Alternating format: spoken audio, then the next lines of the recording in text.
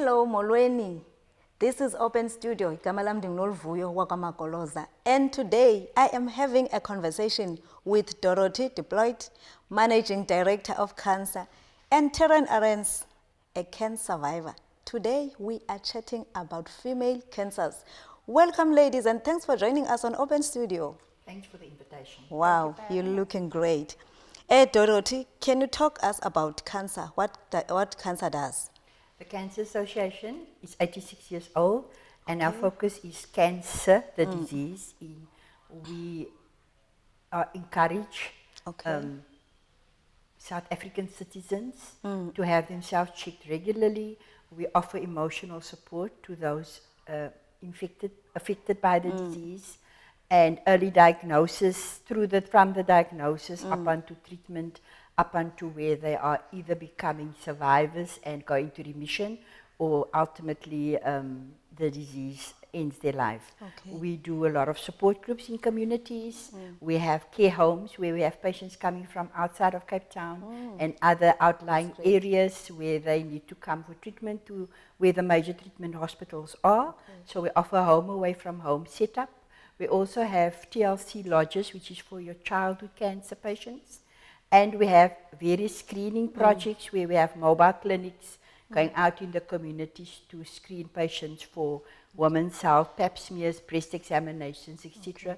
And our focus is very much the marginalized and the patients who would otherwise not have access to screenings, etc.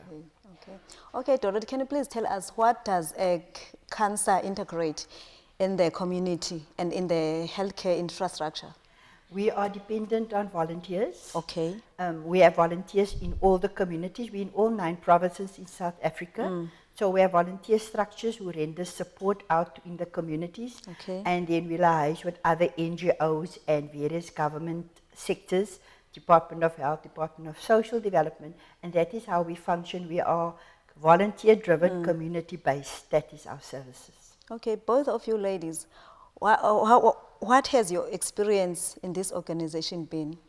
My experience has been, my background is nursing, so it's always been in health. And coming into the cancer organization was based on the fact that I've lost loved ones to the disease. So I know the need of the family of a loved one and what they go through. And this organization has just opened my eyes to how big the need is for us to emotionally support people out there that is needing to just find a place where they can talk about the news that they've just heard that they've got cancer. And your experience, Terrene? Hi, for me what it was, I'm a breast cancer survivor. 4 years ago I was diagnosed with breast cancer. So like she said, once you enter the world of cancer, you realize the need, and being part of cancer is like being part of a family that fully understands what you're going through, from diagnosis through treatment to becoming a survivor like I am.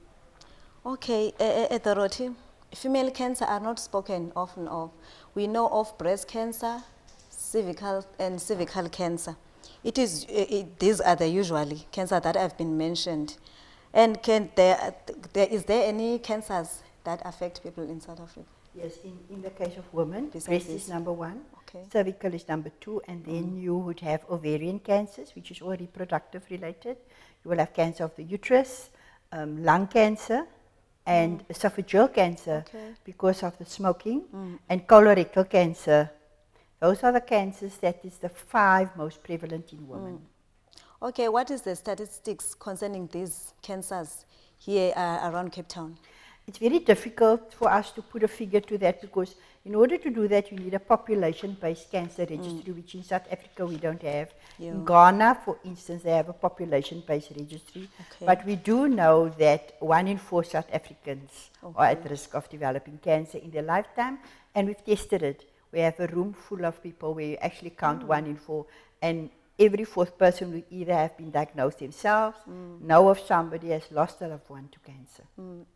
Is there a large number of people who are diagnosed cancers like, besides breast cancer and cervical cancer, like lung cancers, as you mentioned before? I think that esophageal cancer, when we've heard a presentation by the Medical Research Council, they're saying that esophageal cancer amongst your young colored communities due to smoking that is on the increase, and also in your young males because of smoking. Okay. And colorectal because it's diet related, it's genetic related, etc.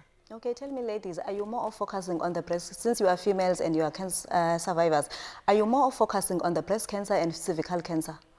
Those are, because it's the two top cancers in Okay. females. All. Obviously, that is where the attention goes, not from cancer, but everywhere else. And we're currently very focused on breast because we do know that for cervical cancer, there is a screening policy where women can go and have a free pap smear 3 times in their lifetime. But for breast screening, there's currently not a policy.